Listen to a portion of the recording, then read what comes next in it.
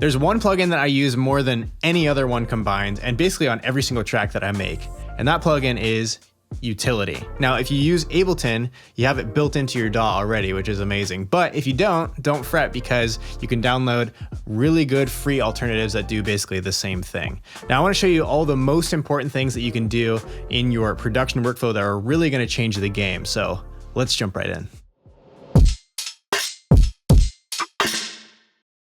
So let's start by just talking about what Utility even does. Now, you can see that there's a few knobs here. You can change the panning, you can change the gain, you can change the width percentage, which we'll take a look at in just a second. But as basic as this looks, it's actually extremely useful in a number of situations. So the first one that I really like to talk about is the automation purpose. Let's say you wanted to take these chords right here.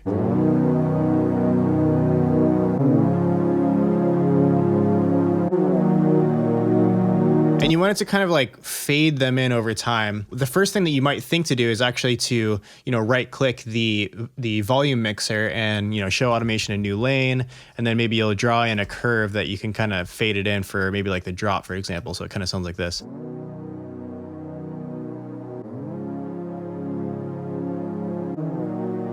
The problem that you'll run into though is that if you decided later that this particular thing was too loud, then you can't just turn it down on the volume mixer, because then it will just revert back to where you actually drew in the automation. A better way to work actually is to make use of Utility to do that for you. So let's say that you've used the volume mixer like this to draw in the automation. What you can actually do is just use Utility as your new sort of mixer. So if you wanted this to be turned down, for example, now you can keep the automation where it is and just turn it down overall.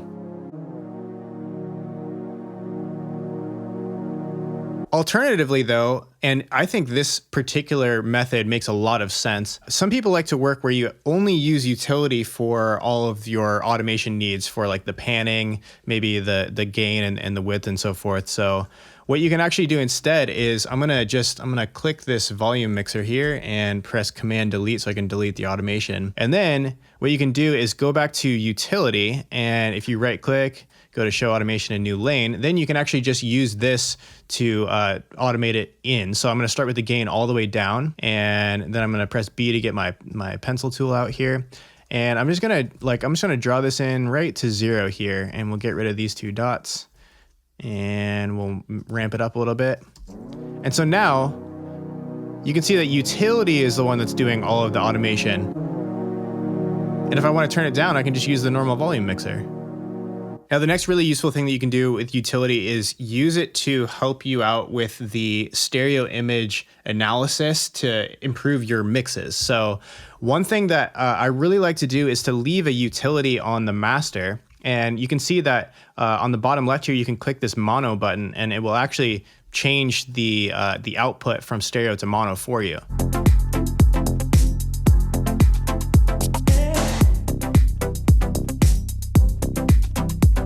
And there are a couple of reasons why you might want to do this. For one thing, it's a very well-known strategy to check your mixes in mono, because sometimes when you're listening to stereo information in the mixing process, it can kind of fool you into thinking that things are balanced in a certain way. So it allows you to approach it from another angle, which is actually really, really useful. So for example, one thing that you could do here is you could have it on your master, just like I have it, and you could assign maybe, so if you activate mono mode and then you turn it off and then you press Command K, maybe you could assign this particular Utility to the letter M, for example, if you wanted. So if you click this little on-off icon here and you press M, now it will be assigned to the letter M. So if I press Command K to get rid of this and I press M, you can see that it turns it on and off. So in the mixing process, you can just press M and turn it on and off. For just a really quick way to check how things are sounding in the mono mix. And speaking of the mono to stereo adjustments that you can make with Utility, it's really, really useful too on synths and especially like percussion hits when, like, say you have a snare that sounds like this. You can hear that there's a lot of space going on that. And maybe what you want to do is shorten this so that it's more of like a conventional style snare, right? So if you zoom in a little bit and you shorten it, You can still hear all of that stereo information. Like there's some stuff going on with the space of the actual snare. So what you can do is you can just go down here and bring down the width to help kind of narrow the focus in the stereo image for each of your percussion hits. So check out what this does.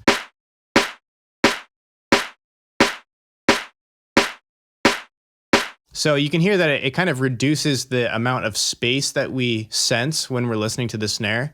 And we can even we can shorten this transit even more too. Versus this. Unfortunately, you can't always control the amount of space that's on some of these samples. Like sometimes they're just printed that way. And so it's pretty useful to be able to just control the width using a simple plugin like this for some individual hits that need a little bit more attention. Another really useful scenario for using collapsing to mono is actually with bass. So what I like to do is if I have a bass patch that has like some chorus on it or some delays or some other stuff going on in the stereo image, maybe something like this here.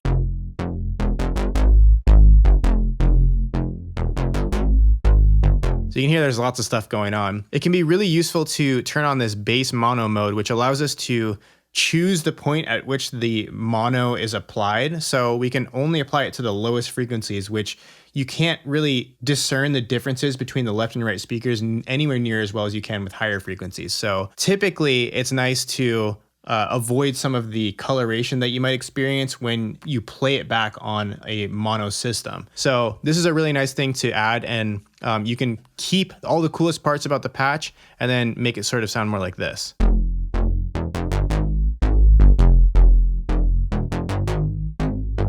Another really cool way that you can use utility too is you can use it to analyze your favorite songs and find out some more information about what's happening in the mix and especially musically.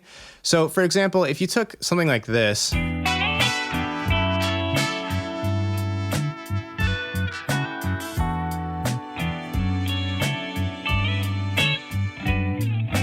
let's say you were in the process of like learning some of the parts of this song. It makes it a whole lot easier when you can just isolate one channel or the other to listen to some of the instrumentation. So if you just go listen to the left channel only, or maybe you want to do the same thing with the right.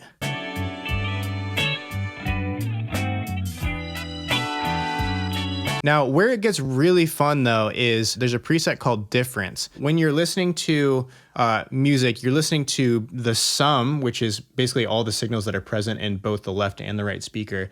You're also listening to what you can describe as the difference, which is only what's happening in one side or another. So what you can do is you can actually listen to both of those things isolated. So if we grab this difference preset here, you can see that we're still in stereo mode, but we've actually flipped the phase of the right channel in this case, and then we're now collapsing it to mono. So what we're listening to is just the stuff that's happening in the stereo image only. So check this out.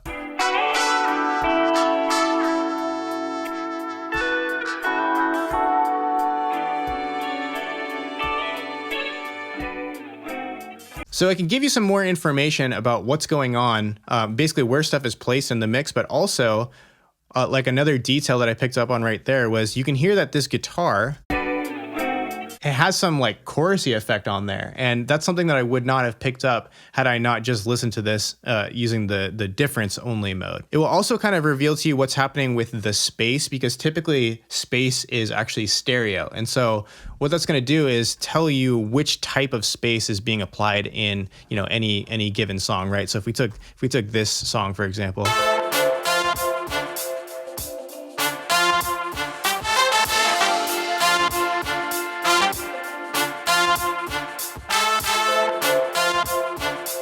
you can get a much better sense for the style of the reverb, how bright it is, how long it is, what's actually present in the left and right speakers. So, you know, are we talking like a cathedral reverb or like a hall or a plate? So it can give you some really great information. Now, did you know that you can actually use utility to help you set up a mid-side signal chain workflow? This can be really, really useful, especially creatively. A lot of mastering engineers like to work this way, but utility is pretty useful for this. So like, let's say we were listening to this song, or these drums rather here.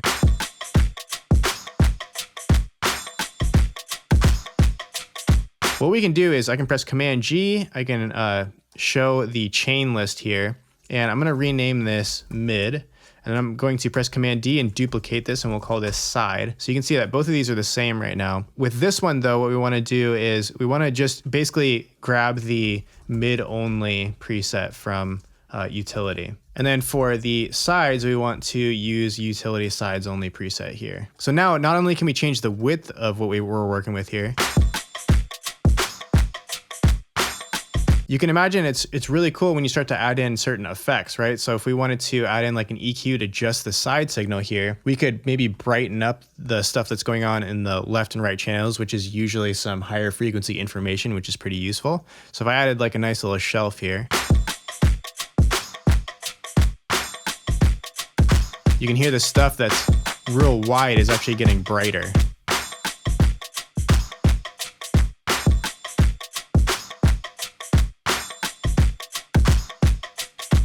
And of course, we can get really creative with this too. Like maybe we want to add in like an auto pan or something and just have it on the side so that the sides kind of swell. Like this could be cool for like a, drums or a synth or something. So maybe something like this.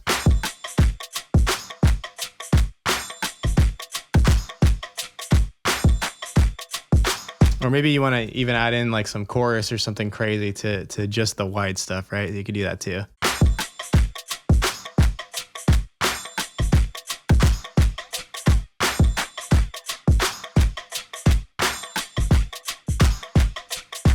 So it can get really, really fun when you start thinking about cool ways that you can process stuff in the sides versus stuff that's, just down the middle, basically. And you don't have to process them the same way, which is a very freeing method. So if you guys have any tricks on how you like to use utility in your own music, let me know down below. And if you do have any questions about any of this stuff, let me know and I'm happy to answer. I'll see you in the very next video. Take care. Peace.